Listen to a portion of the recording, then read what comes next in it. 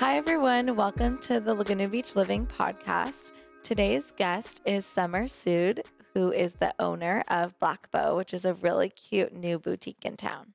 Hi. Hi. I'm so excited to be here with you. Me too. I was reading a little bit about Bough and just from the Laguna Beach Living article that Gemma had written.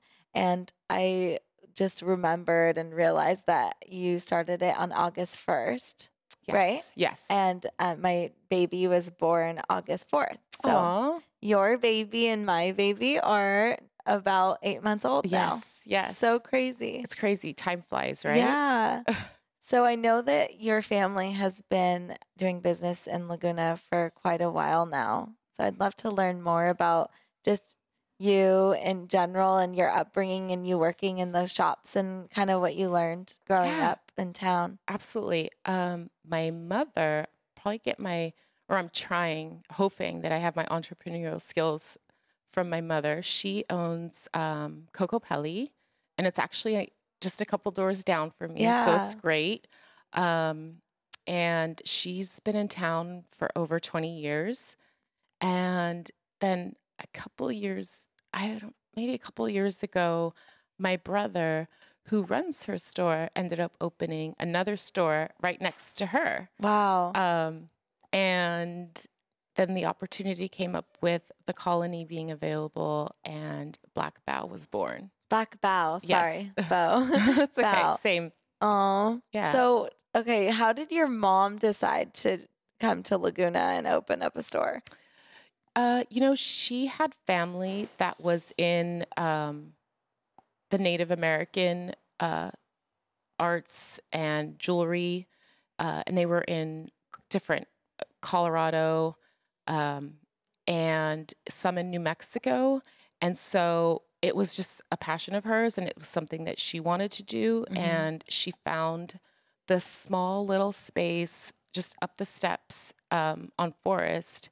It was probably like 400 square feet. And she just, she took a risk and she did it. It was her first business and it was really successful. And then a couple of years later, she was able to move down to the street, on the street and the sidewalk on Forest. And I just can't believe it. It's been over 20 years now. And it just grew from there. That's incredible. I mean, for anyone to open up a business, as you know, such a big, big risk. And it's scary. It is. And not knowing, did she know anyone in town, or she just kind of opened her doors? No, she didn't know anybody in town. You had to go through, the city and, language barrier. Was there a language barrier?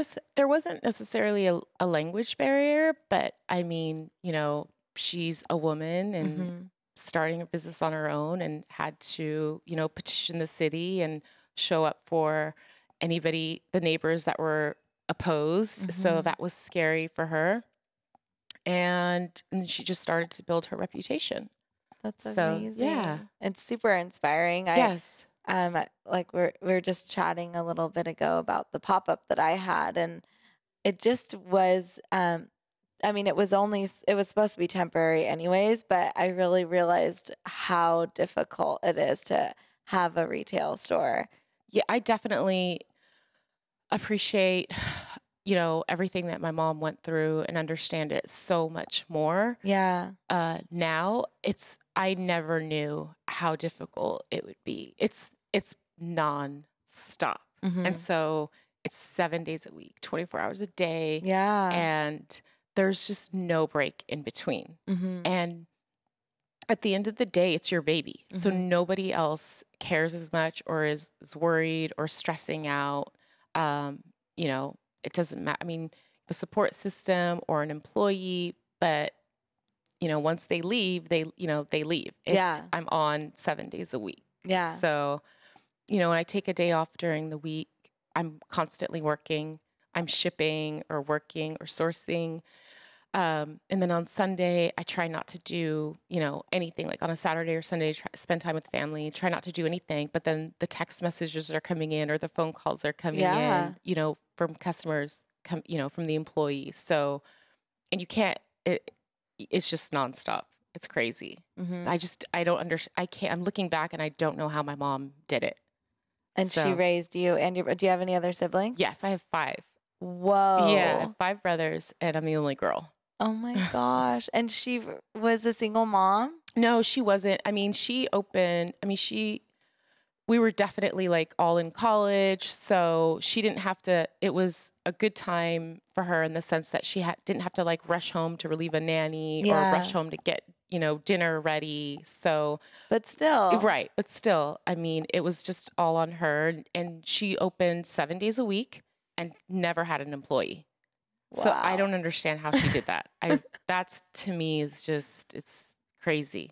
That's super inspiring. And absolutely. I'm sure just like you said. And she made it look so easy. She never complained, which is why I signed up for this. And now I'm like, what? You're like, excuse me? You're right. So I think the only part I saw was, ringing up sales. Yeah. And, meeting people, which was great. And the excitement and the passion that she had for it. But I didn't see anything else. So she never complained. She loved it. She loved being in Laguna. So now I'm seeing obviously both the other sides. Side, yes. And you appreciate it even more. Yeah. Yes. That's awesome. Yeah. Well, I want to learn more about Black Bough, right? Yes. Yeah. Okay. I'm saying it correctly because it's just so beautiful. And Thank I want to you. learn more about your sourcing because you have such a beautiful eye and I love everything in this space and it's very unique. There aren't very many stores in Laguna at all that have the things that you sell. That's basically so kind of you. Thank you. Tell me more. So I wish I could say it's this elaborate, sales plan and that everything was kind of planned out, but it wasn't. When I'm buying, I look at something, it's like I'm personally shopping and I see something and I'm like, oh my gosh, this is so cool. I would love to have this on my coffee table or I'd love to have this in my bedroom. And so, and I don't know what this is going to do to me in the long run in terms of the business side, but I'm not thinking about sales. So I'm thinking like, I fall in love with a piece or I think something's so cool and I'm like, I got to have this in my store. And that's just basically what my sourcing is based on. I don't know. I'm not looking at the demographics or what a vendor is telling me is a hot item and I don't really deal with people who are selling in like, like large bulk, scale. Right. Yeah. You don't have like minimum order or quantities. a minimum. I'm not buying anything that has like a minimum order. I'm buying a vase that I have to buy 7 of the same thing that's, made in China or anything. Yeah. It's just, I deal a lot with like small batch artisans. So there are a lot of ceramics and handmade pieces, a lot of apothecaries. So. Well, I mean, ceramics, it's such a big deal here in Laguna and it's kind of part of the essence of Laguna, and the ones that you curate are just so beautiful and elevated. And yes. So I just love the whole aesthetic of the you. store and it's nice and refreshing and something It's wonderful. A little scary. I mean, I wasn't sure everybody would take to, my vision and, you don't know if they're going to like it. A lot of it is black and it's edgy and it's not pretty. And I don't necessarily want anything pretty in the store, maybe some flowers in a vase, but so I was just really scared. I didn't know how people are going to respond to that. And how has it been? I mean, do people react positively? Are the people that come in, are they mainly locals or tourists or all sorts of people that are coming in? I have a great location and I'm getting a good mix of both. I opened with the sole like intention of keeping like I wanted to serve locals. Like I wanted to be the store that someone can come in and say like, you know what, I really want a new vase for this side table, or I'm going to a shower, a wedding or whatever. I'm going to go over to Black Bough and go get go get it. So I wasn't really thinking of locals, and I didn't really think that my spot would cater that I would have locals coming down that way. But I've been getting a mix of both, and I'm getting great reactions from both. So it's been really, it's so motivating and it's really exciting. It's keeping me going. I'm like, okay, they like it. Yeah. This is working. That's exciting. Yeah. I feel like it's the perfect spot too, because you can go to Laguna Supply, get something for yourself, and Absolutely. then go to Bough and get something for either a friend or your Well, house. Laguna Supply being so close to me is not necessarily a good thing, because I'm just trying to like remind myself not to take a break. Yeah. And then go see after looking at their Instagram, I'm like, okay, I have to go see this in person. I know. So that's really tough for me, because I love Laguna Supply. Yeah, me too. They've done a really great job. Absolutely. And I just love, the more the merrier, I think, in town. So absolutely. And we're all different. And so I love the support that everybody has for each other. And that's what Laguna is about, though, too. It's like such a close-knit community. Everybody wants to support each other. And then the way that it's set up, there's nothing commercial here anyway. I mean, there's something for everybody. Yeah. So nobody's really in competition, so to speak. I love that. Yeah. So I know that you're really active outside of work as well, which is crazy to even think about, because knowing that you're on 24/7 for just the shop, I can't imagine also having all the other activities that you have going on. But I want to know more about the work that you do. I know you work with refugees. Yes. Yeah. So, and what inspired that, and when you got started? My mom, a lot of this also comes from my mom. My mom's my best friend, her being an entrepreneur. She's an activist. She's been an activist her whole life.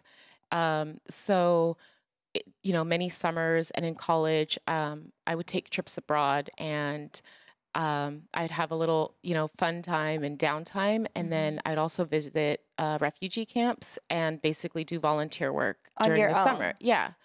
So did she encourage you to do that, or you just wanted to do that because you were aware at such a young age? I think it's a little bit of both, because was always active in her community. And so I think I got it. It's a little bit of both. And it's just something that I almost feel guilty about it, because it's so rewarding and it's such a high. It's such a good high that I just want to do more and constantly, do more and think of ways that I could do more and help more.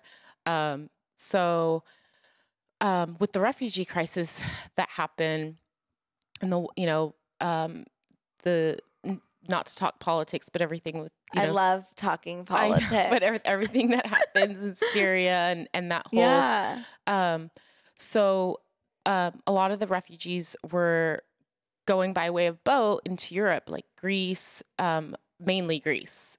And I basically I got involved that way, started raising aid with some other people, with another group here.